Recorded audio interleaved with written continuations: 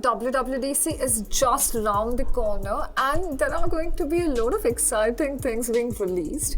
However, I really want Apple to come up with these futuristic products that we've been hearing for so long now, but chances are it's going to be a little while before we see them in reality, right? So why don't we talk about them in today's episode? Hello and welcome to the iGeeksBlog show. I'm your host Harshanki, and in today's episode we're going to be talking about Apple's futuristic product that we want in the market as soon as possible. We're going to be covering Apple's satellite network or Apple satellites. Yeah, a little exciting, right? We're going to be talking about the infamous AR/VR gadget or something in that domain. Then we're going to be talking about the not-so-secretive project Apple Cars, followed by foldable iPhones and a little surprise element for you right there. But don't forget to connect with us on our social media channels and download the app if you want all of this information in written format. Talking about the first product, satellite network. So it is a known fact that space tourism is increasing and expanding by the day, right? And it's not far away in the future that people would be traveling in space. Space traveling is going to be possible. And the first thing you want while traveling in the space is communication. Yeah, okay, food, but that is the basic necessity, right? And when you're traveling in space, of course, that part is taken care of. What about the telecommunication? You're going to be needing a rock-solid network to take care of things there. And Apple, being the futuristic company that it is, has started planning about it years ahead. Years ahead. Like, I'm not saying they've started planning about it in late 2019, early 2020. They've been planning about it for a very long time now. Globalstar, the American satellite operator, recently claimed that they have partnered up with a gigantic tech company and they are working on creating a satellite network for the phones, which means they're trying to normalize satellite phones in the world. Now, they haven't named the company yet, but they also mentioned recently they bought 13 satellites from this company. And everybody, from rumor mongers to tech enthusiasts, everybody is talking about Apple being the epicenter there. That Globalstar has partnered up with Apple, and Apple is working on normalizing satellite phones for people like me and you. Which means, see, you may or may not travel in space, okay? That is far-fetched. That is also, a lot of other factors come into discussion, right? Like your financials, for example. A lot of other things come into discussion. But satellite phones are going to be pretty normal in a couple of years from now as far as the rumors are concerned. So we're really hoping for this to turn true real quick, real fast, and let's see how the competition unfolds. Let's see how are these phones going to be like. What is the affordability going to be like? Sadly, for now, this is the only information we have about that. But Globalstar keep us giving more information so that we can curb our enthusiasm. The second device that I'm going to be talking about is the infamous Apple's entry into AR/VR. Now, it is a known fact that Apple is trying to enter into the world of virtual reality or augmented reality and trying to create something there, right? Now, we are not yet sure what the device is going to be, but we have also seen AR glasses. We have seen something that is potentially going to replace iPhones in the near future.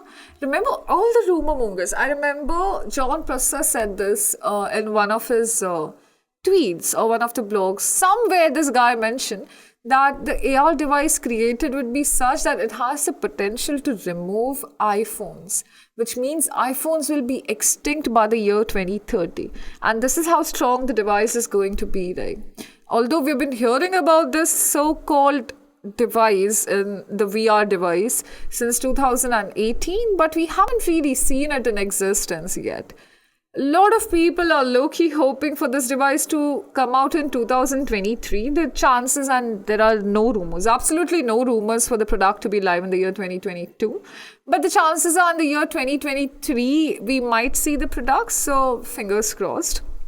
Now the thing is, this AR VR industry and Apple's entry into this industry really amazes me because you don't really know what the product is going to be. Because we have seen patents about a lot of things. We've seen the technology being patented. We've also seen some glasses being patented or some kind of rumors coming out about the glasses. But then we're also talking about the device that is potentially going to replace iPhone in a decade from now. And now after Meta's existence and a lot of other things coming into picture, and Facebook planning to launch its own AR glasses. Will Apple really launch an AR glass? Right? You cannot help but wonder about it. Whatever it is, Apple's marketing team, if you're listening to this episode, either give us some more rumors about the product or give us the damn product now, because we've been waiting for it for so long. And this is right time to enter in the market, because maybe a couple of years from now, augmented reality would be at a place where it would be unbeatable. Like, it's developing super fast, right? So Apple's product has to enter in the market in next year, if not this year, to beat the competition, or maybe just to, grab a hold of the market right there. Let's see how that unfolds, and this is all we know about the AR VR product for now. Moving on to the next product, Apple Cars.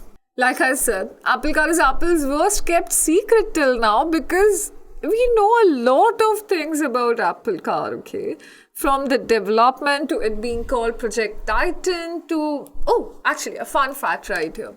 Project Titan was renamed for something that Apple is going to venture into as like Apple's venture into the automobile industry, okay? You weren't really sure if it is going to be a car. But over the years, we've gotten some kind of assurance, right? That is going to be an Apple Car and nothing else. So that is what Project Titan is all about. Apple Car and the development. And like we discussed in the episode before, if you have not listened to the episode, guys, go tune in. We have a very exhaustive research done about Apple Car there, where I'm talking about Apple Car versus Tesla. It's an exciting conversation and comparison, okay? You should go check it out. But for all those of you all who have not tuned into the episode, now Apple Car has been in development for a very long time, and we're hoping to see something by 2024, whereas we'll be getting the product live by 2030. Of course, that also coincides with Apple's vision to become carbon neutral by the year 2030. So we have to see and compare both these things and how it is turning out to be. They are going to come up with a product which is going to last longer with lesser charge compared to the competitors in the market today. The battery size is going to be smaller. Of all the pictures that we have seen, it is a really beautiful looking product. A lot of interesting things going on there. And yeah, let's just say it's going to be the future of automobile industry, or EV in the country, in the world, in the globe. Yeah, for sure, EV is going to have a different lookout after Apple launches its car. Now, just like we have noticed over the year, how Apple tends to completely change the way we look at certain things after launching that particular product or service. And a good example of that is iPod, iPhone, M1. I mean, I can go on and on talking about it, right? This is how it has been, always been. And this is what Apple is trying to achieve. Even with the Apple Car, is they're going to completely transform and transition the way we look at electric vehicles or automobile industry for now. So we're really excited about the Apple Car, and let's see how that unfolds for us. Talking about unfolding things, the next thing I'm going to be talking about is foldable iPhones. Now, foldable iPhones have been in the development for a long time again, and we're going to see them in 2 years from now. Obviously, what we have seen in the leaks, there is a hinge in the phone, but the screen looks flawless for now. Recently, Menchiko also mentioned that it's going to be based on G-Ink technology. The iPhone screen is going to be based on G-Ink technology. Now, we're going to be seeing how that turns out for us and how is it working out for an iPhone. And that is what is going to be the beauty of this gadget. Other than that, we've also heard that they are working on something which is a foldable iPad, or maybe just creating a bigger size.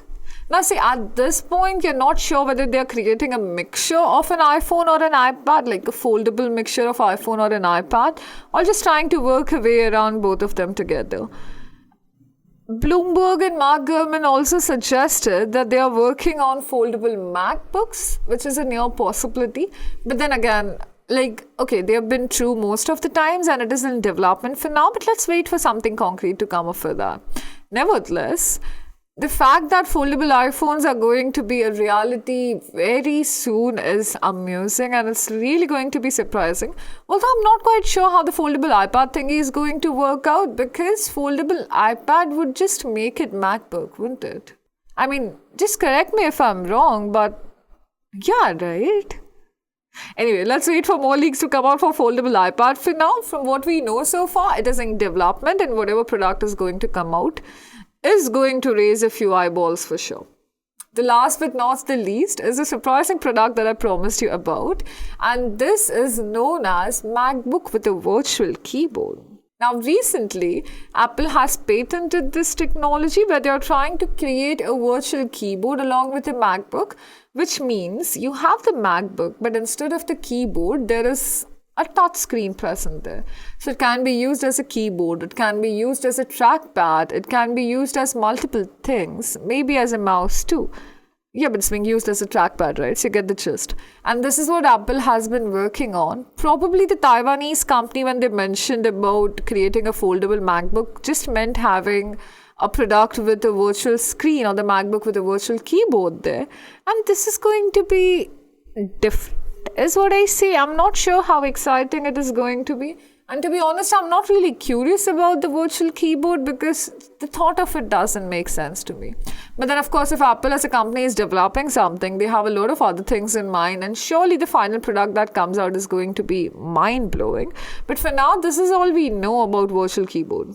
The US Patent and Trademark Office officially granted Apple a patent that relates to a dual display-based MacBook with an advanced interface system, allowing the traditional keyboard area to be replaced with a morphing virtual interface for various keyboard configurations. A lot of keyboard configurations are being discussed, with the primary one being discussed as swapping the positions of the keyboard and trackpad so that the keyboard is closer to the front edge and the trackpad at the top. It's going to be a very interesting looking device, and as you can see on your screen, guys, if you're listening to this episode, just tune into the video and you'd know. As you can see on the screen, we visualize it, but obviously let's wait for the final product to come out and see what's going to be the better result for it. Regardless, it has been patented, the technology has been patented, which means something really exciting is going to come out real soon, and let's wait for it to unfold. Okay, so these are the 5 futuristic products that I have been quite fascinated and intrigued by and really looking forward to see, and how are they in the development, or what is the best thing going to come out with them. Tell me in the comment section which one is your favorite product and what do you expect from Apple. This is all for today's episode. This is Harshanki signing off. Don't forget to download our app where we have information about all things Apple, and stay connected with us on our social media handles. We can have a one-on-one chat about the Apple ecosystem and a lot more exciting things. Stay safe, stay connected, and keep following iGeeksBlog.